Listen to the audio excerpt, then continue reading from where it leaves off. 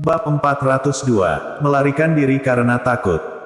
Ketika mendengar ucapan Yogi Wang, Jerry yang tersenyum, kemudian tidak bermaksud untuk menyembunyikannya.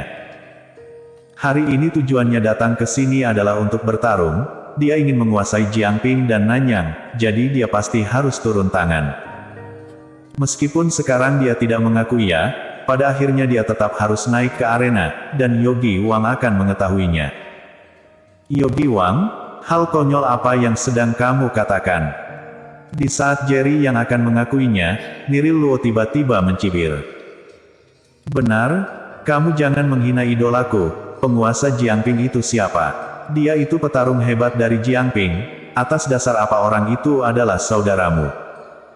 Sun Yizhu tidak menutupi rasa jijiknya pada Yogi Wang, kemudian berkata dengan tersenyum dingin. Di waktu yang sama tatapannya juga terlihat kesal, dia merasa tindakan Yogi Wang yang membandingkan penguasa Jiangping dan Jerry yang adalah tindakan yang menghina penguasa Jiangping.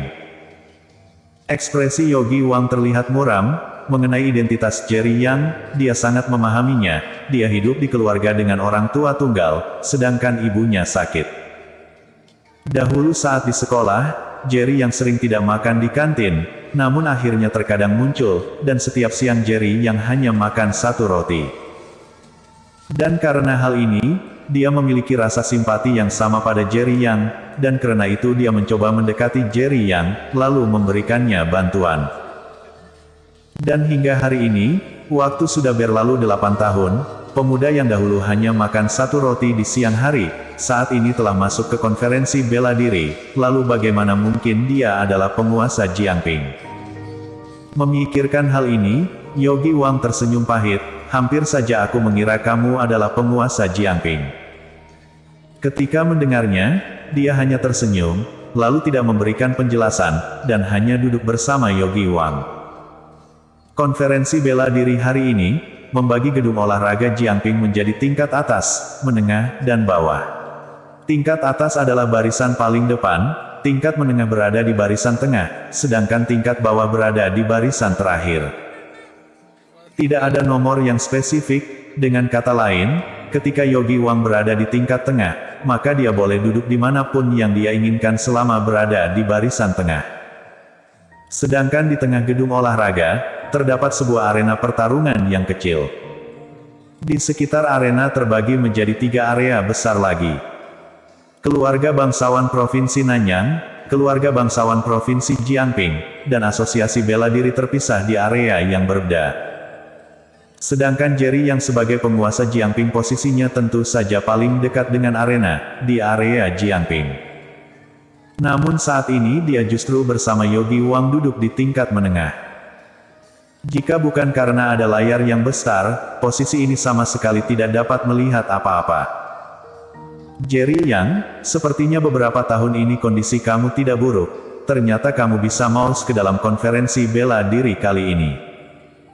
Yogi Wang khawatir Jerry yang berselisih dengan Niril Luo, jadi dia sengaja merubah topik pembicaraan. Jerry yang tersenyum, lumayan.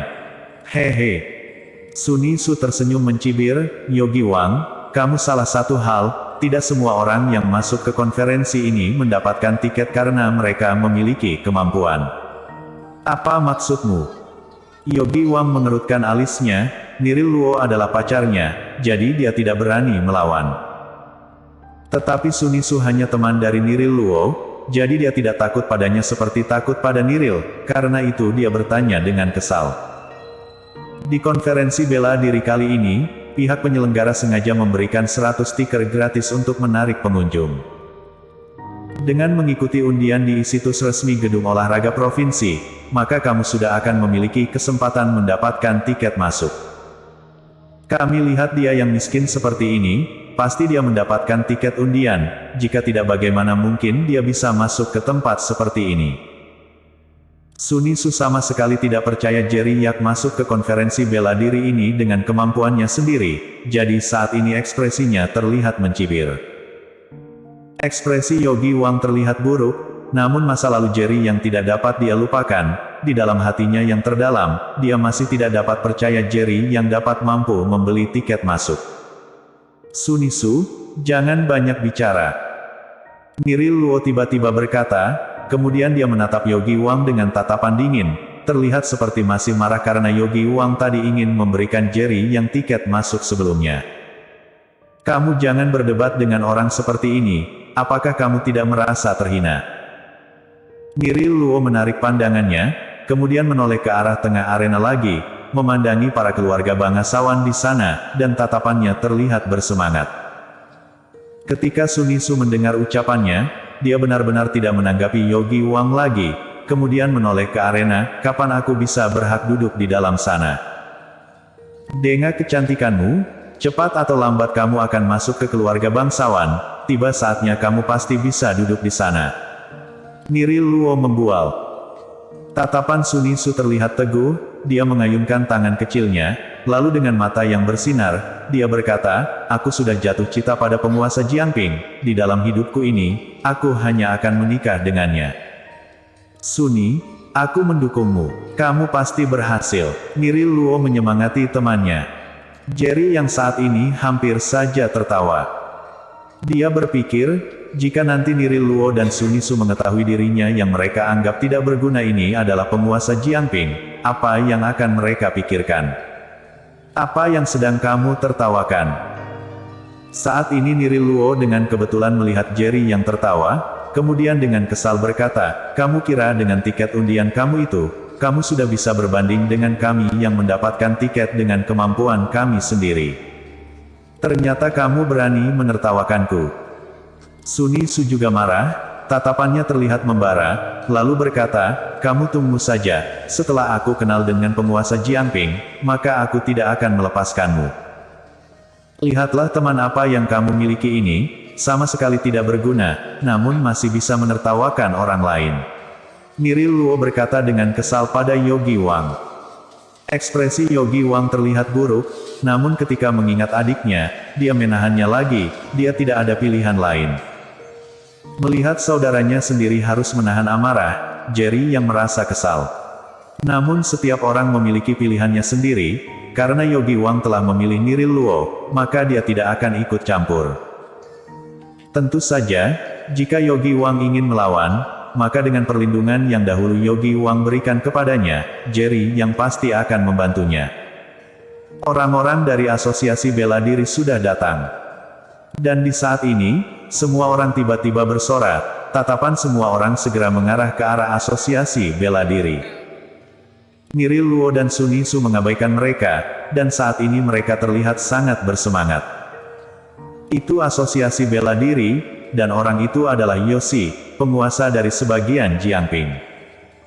Di sana juga ada tokoh kedua dari Jiangping, Nelson Lee. Apakah kalian tidak sadar, Yoshi dan Nelson Lee sedang mengikuti seorang pria parubaya?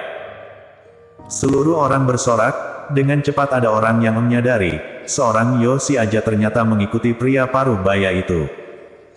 Identitas dari pria parubaya itu langsung menarik perhatian banyak orang. Orang ini bukan orang lain, dia adalah Bosco Nine yang disebut sebagai Tuan 9 dari Pusat Asosiasi Bela Diri. Ternyata itu dia.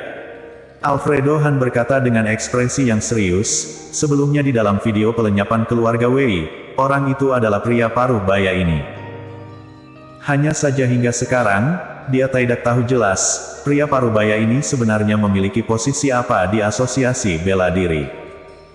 Yang turun tangan dari asosiasi bela diri pasti dia.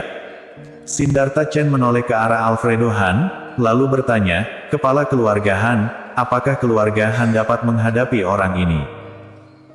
Alfredo tidak menjawab, dia hanya menoleh ke arah pria parubaya dengan pakaian ketat berwarna hitam, lalu berkata, bagaimana menurutmu?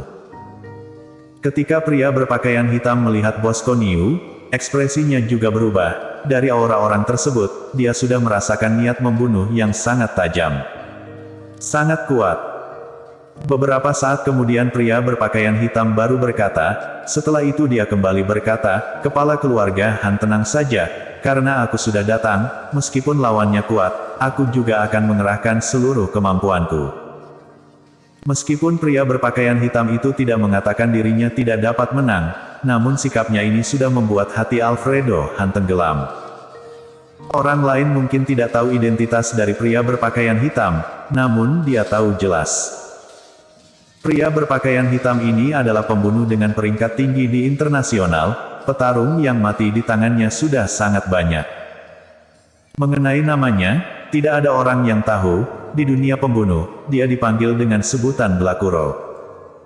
Demi mengundang Blakuro membantu keluarga Han, Alfredo Han telah mengeluarkan dana yang besar. Berusaha sudah cukup.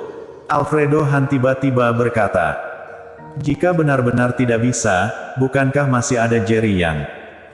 Di bawah pandangan semua orang, Bosco Niu duduk, lalu tatapannya yang tajam tertuju ke para keluarga bangsawan Jiangping, seperti sedang mencari seseorang. Dengan cepat, terlihat dia mengerutkan alisnya. Karena dia tidak menemukan Jerry Yang di tengah sekumpulan orang. Alasan dia memerintahkan mengadakan konferensi bela diri ini, selain untuk menguasai 2 provinsi, dia juga ingin melakukan balas dendam untuk saudaranya. Sekarang dia sudah datang, namun musuhnya justru tidak datang. Kepala keluarga Han, Tuan yang kalian sebut sebagai penguasa Jiangping itu kenapa tidak datang? Yoshi langsung mengerti, kemudian dia segera mencibir, apa jangan-jangan, Tuan yang kalian banggakan itu juga tidak berani ikut serta di konferensi bela diri ini, dan sudah melarikan diri karena takut. Bersambung.